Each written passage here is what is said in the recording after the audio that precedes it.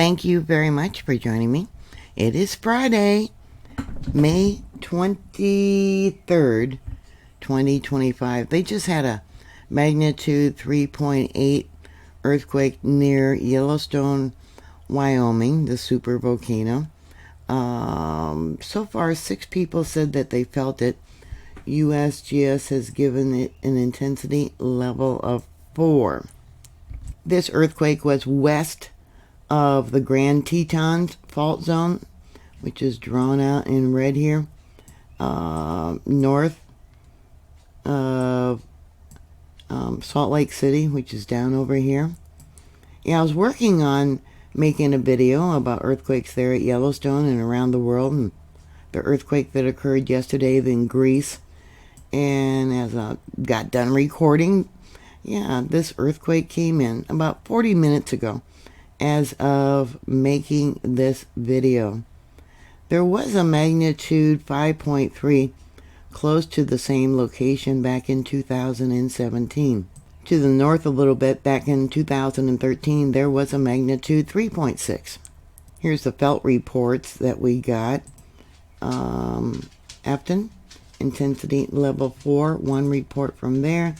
2 reports here for intensity level 3. USGS says it was felt by the people there, maybe a 3 to a 3.5.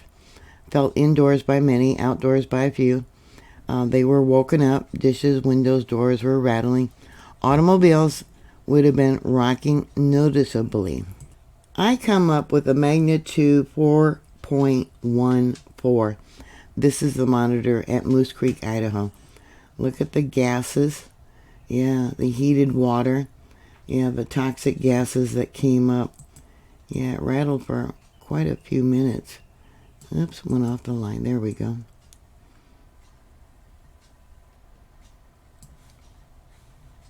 For some reason, the far right monitor, Madison River, that is not working.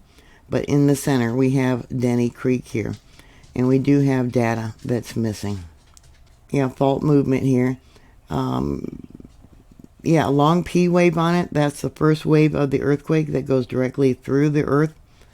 And we'll go to the spectrogram. Yeah, there it is. Wow.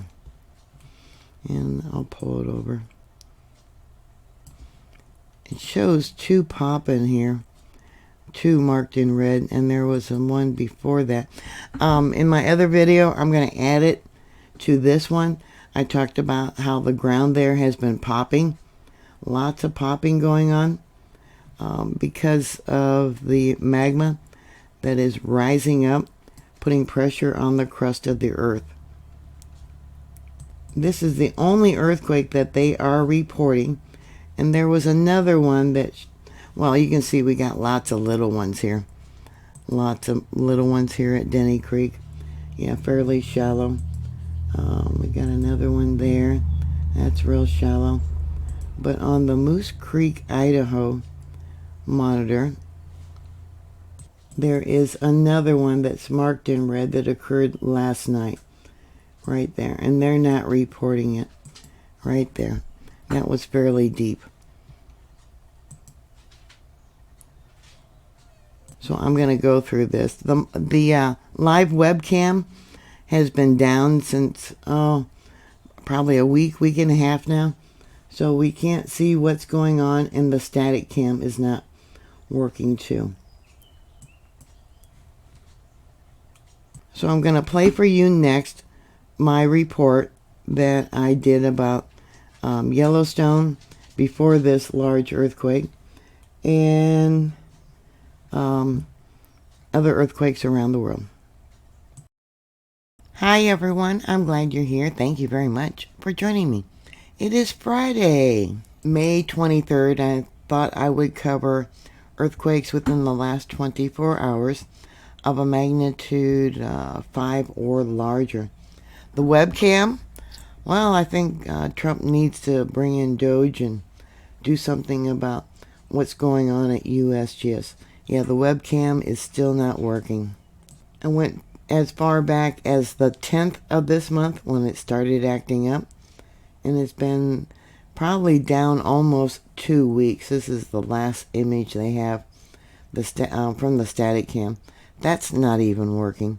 Shame on them. I don't know what the heck they're doing. USGS is not reporting any earthquakes for the Yellowstone supervolcano in the last 24 hours. We got a Corey blast of 1.1 right there. That was yesterday, and a 0.4 for Harrison, Montana. But there has been earthquakes, and this one on the Moose Creek, Idaho, is marked in red. It comes in as a magnitude 1.80. It looks like to be mostly fault movement. You can see we got sharpened points. There is some rounded ones here. Let me extract that and I'll make it larger. But as the magma comes into the Yellowstone system, yep, it's opening up the different little cracks there under the ground, allowing the different gases and magma to rise up. This earthquake occurred at 12:48 p.m. last night. For those of you that might be new, being marked in red means the computer picked it up and sent a message to the geologist there that there was an earthquake.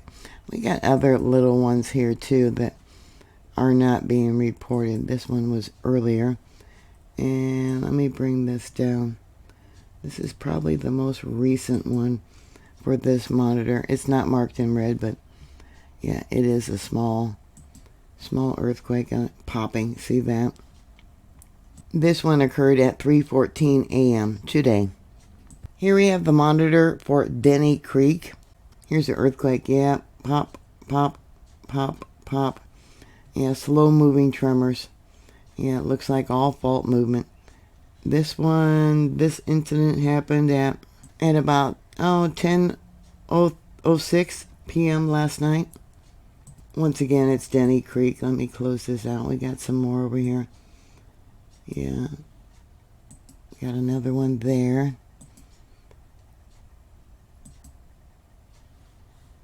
Lots of slow-moving tremors. Look at that. Look at that. Pop, pop, pop, pop, pop, pop, pop, pop. Yep.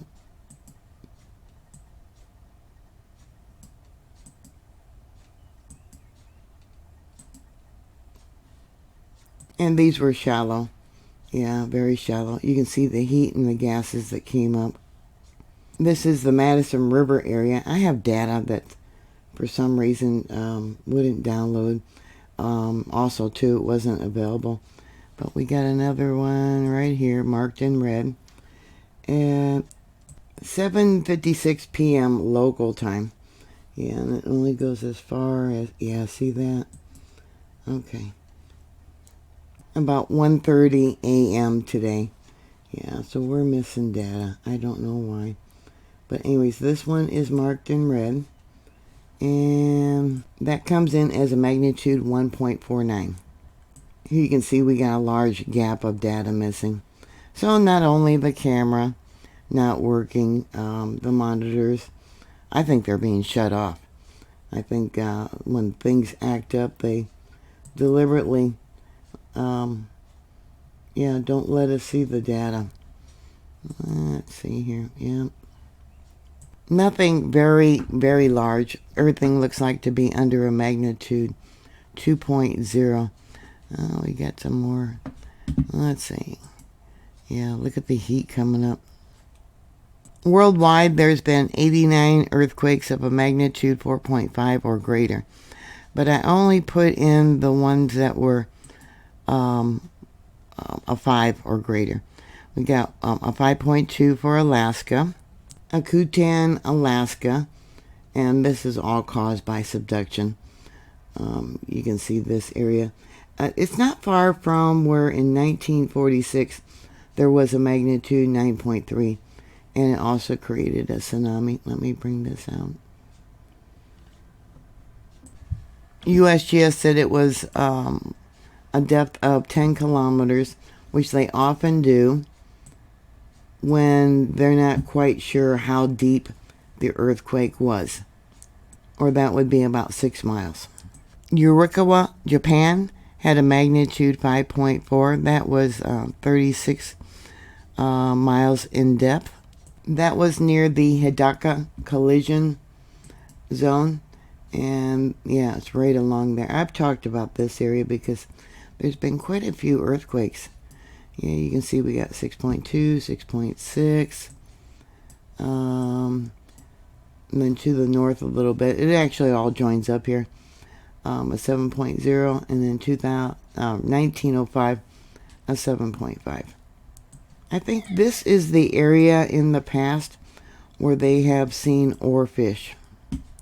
The next earthquake was a magnitude 5.1 there off the coast, or there in Peru, excuse me.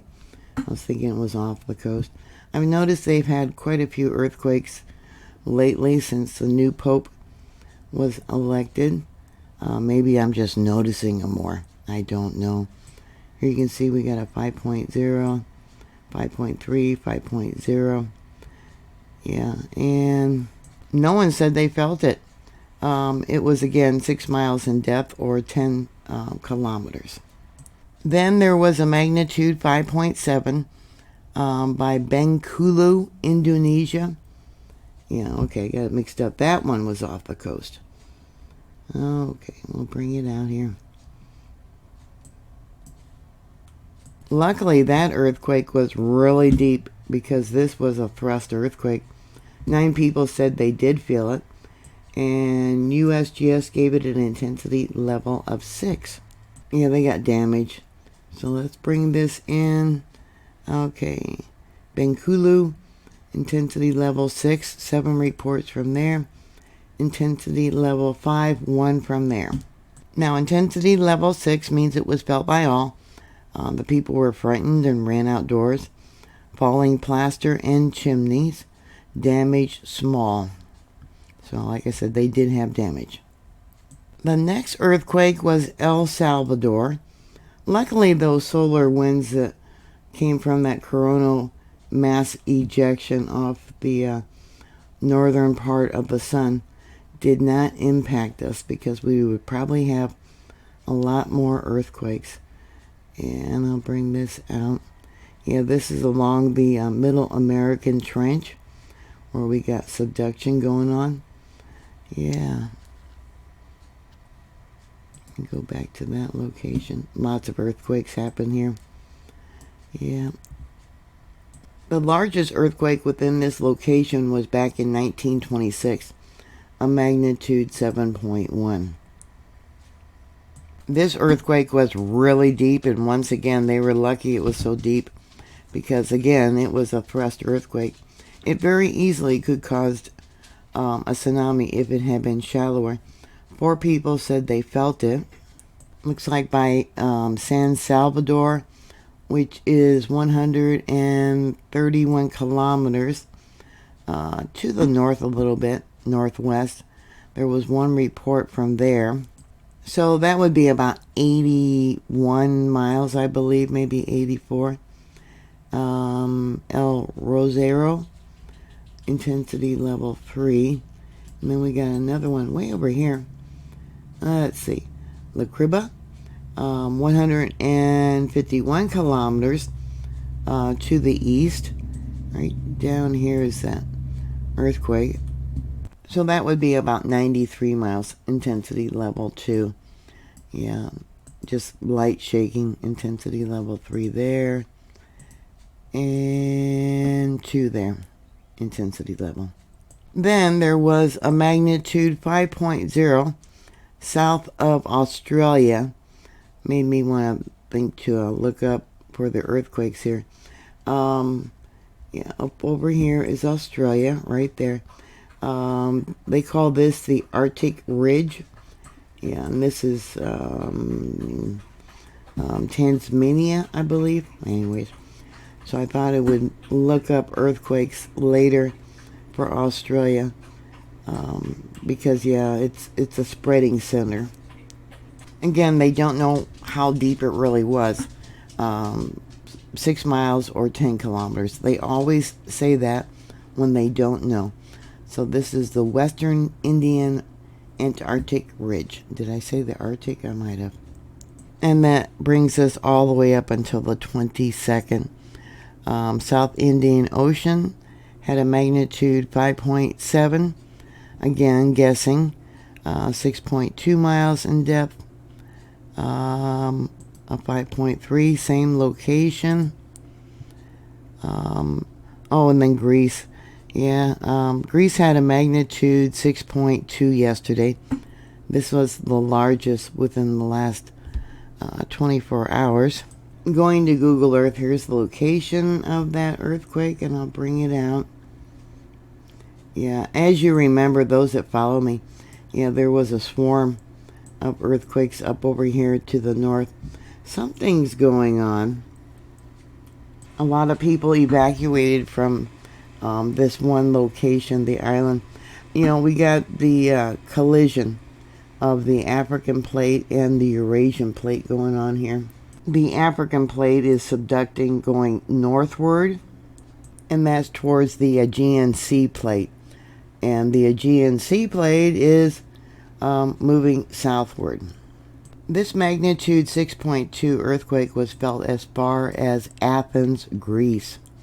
In the last year, there's been over 33 earthquakes in this location. Now, Greece itself has about 28,000 earthquakes every year. That's a lot of shaking. And supposedly every 5 to 10 years, they will have a magnitude 7 or greater earthquake. 760 people reported to USGS that they felt it. They actually gave it an intensity level of 7.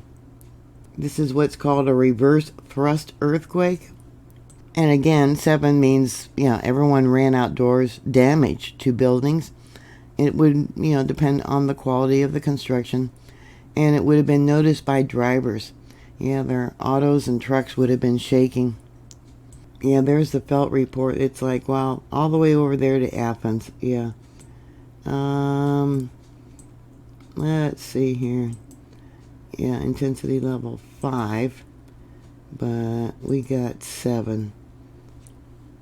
I don't see 7s on here, but that could have been removed by USGS. Yeah, I'm not surprised. See, it's all 5s. 5, 5. We got some 5s up over here, too.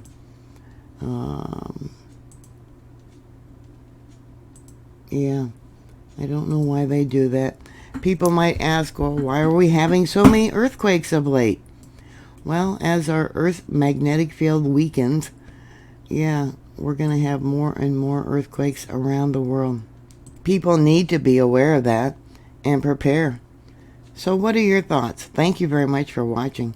Please like, share, and subscribe. And I will talk to you later. God bless you. Bye.